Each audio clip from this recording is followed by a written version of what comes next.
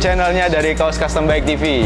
Bersama gue Doni, di sini gue akan nge-review motor Honda CRF 250 tiang tipe R.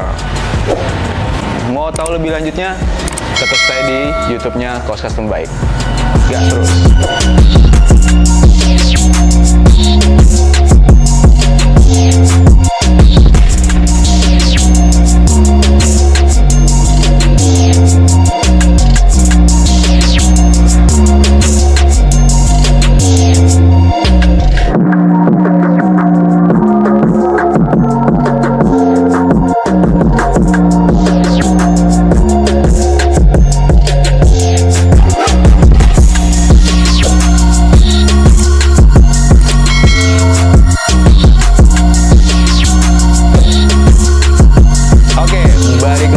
Sesuai apa yang tadi gue udah bilang, gue akan nge-review dari Honda CRF 250 yang tipe L di sebelah kanan gue ini.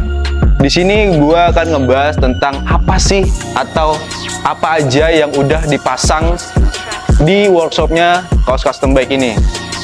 Kita bahas dari depan dulu. Dari stangnya ini dibikin lebih lebar, dibikin lebih fat bar lagi, pakai twin wall, dan racer stangnya itu pakai pro taper, jadi kelihatan lebih tinggi lagi.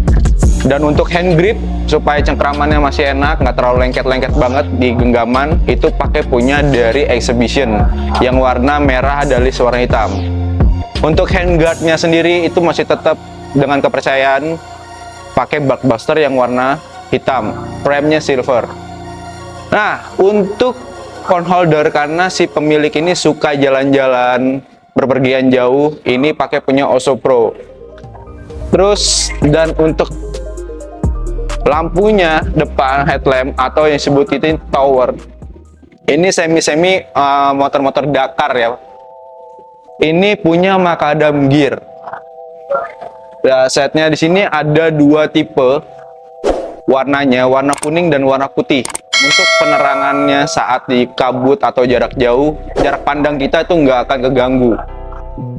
Dan di sini juga pun ada namanya voltmeter jadi kalau misalkan kita nggak akan ragu atau nggak akan merasa cemas saat pengisian daya baterai atau akinya sendiri, di sini pun ada. Dan ada namanya untuk chargeran HP di sini, USB-nya.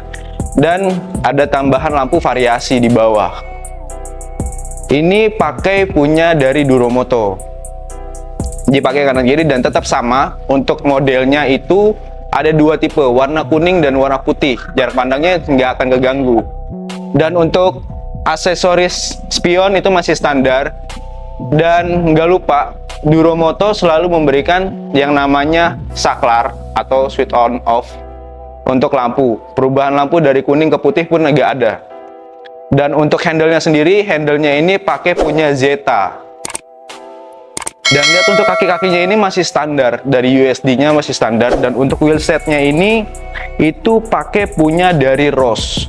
Dan tromolnya pun masih pakai punya Ross. Dan untuk disc brake-nya ini punya dari Exhibition. Dan ringnya ini yang dipakai punya Ross, ukuran itu 350, dan bannya dibalutin ban dual purpose. Jadi ini masih bisa untuk di tanah saat keadaan basah ataupun kering, ini masih bisa. Yang berukuran 120/70, masih nyaman lah. Dan nggak lupa, motor ini dikasih referensi dari sang owner Kaos Custom Bike. Itu dipasangkan untuk slider wheelset dari depan, engine, dan belakang. Itu dipakai. Jadi saat amit-amit ada kendala atau trouble di jalan saat jatuh, bagian-bagian yang krusial, jadi nggak langsung bengkok ataupun apa. Jadi masih ada cover atau pelindung dari bagian-bagian yang sangat-sangat ringkih atau yang sangat-sangat intim. Nah, dari untuk bawahnya juga yaitu skid pad, itu bahannya aluminium supaya saat kita berkendara dengan kondisi-kondisi jalan-jalan bebatuan ataupun kayak sedikit-sedikit nakal lah ya, naik-naik trotoar, itu tuh nggak langsung kena bagian dari frame mesin atau nggak kena bagian blok mesin bagian bawah, itu nggak akan kena dan nggak akan bikin kita ragu. Untuk Dari belakang ini, gue akan ngasih tahu beberapa yang udah terpasang nih ya. Sambil jongkok kali ya. Oh ya, sebelum gue ngebahas ini, perbedaan motor dari ini yang masih gue lihat dan masih kelihatan di sini adalah bagian master rem dari kaki. Biasanya yang kita tahu itu ada bagian tank atau penampungan minyak rem, dan sekarang itu nggak ada. Jadi dia langsung dari master rem. Jadi langsung ada di sini, nggak pakai selang lagi, dan kita nggak khawatir bocor. Footpacknya ini nggak lupa pakai produknya dari M15. Sangat kokoh, termasuk ya kuat juga di kaki, dan di pijakan juga kita nggak akan ragu. Dan masih aman juga. Dan untuk swing arm, kakinya itu masih standar. Disc brake dan kalipernya itu masih standar. Dan tapi untuk selang remnya itu diganti, punya dari Hell. Kenapa diganti? Yang depan pun sama, itu diganti. Kenapa diganti? Karena ini ruang dari si minyak rem itu lebih kecil, jadi tekanannya itu lebih besar. Jadi saat pengereman itu daya cengkramnya lebih kuat. Dan sama untuk wheelset belakang, ringnya itu pakai punya Ross ukuran 425, dan bannya sama juga, dual purpose juga dipakai, ukuran 160/60. Jadi masih kelihatan lebar lah, masih kelihatan keker. Nah, gue yang paling suka adalah setiap yang masuk di workshopnya Kos Custom Bike menggunakan produk Indonesia, yaitu Nurifumi. Ini yang tipe Whoops karbon. Di ujungnya tuh ada desain karbon warna hitam. Jadi kelihatan elegan, kelihatan elit lah.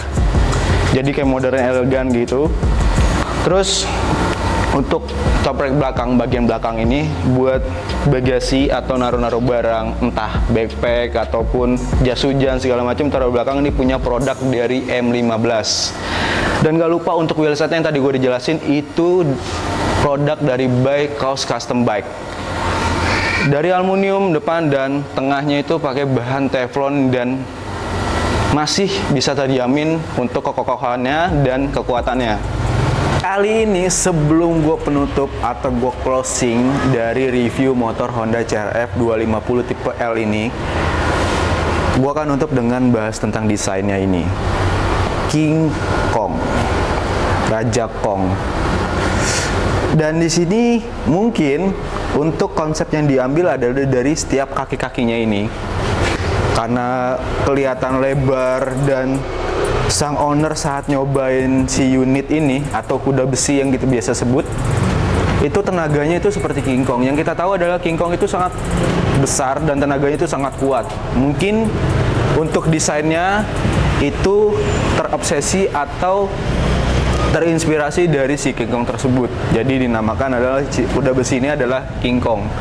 Jadi seperti kata pepatah dahulu atau orang-orang dulu, ada ucapan, ada doa, disebut King Kong supaya motor ini tenaganya lebih kuat, lebih gahar, dan lebih berpowerful lah ya, dengan kaki-kaki yang di set up sedemikian rupa, terlihat looknya sangat besar, dan towernya seperti motor-motor Dakar dari di pergunungan Gunung Sahara, bukan Gunung Sahari ya, tapi Gunung Sahara.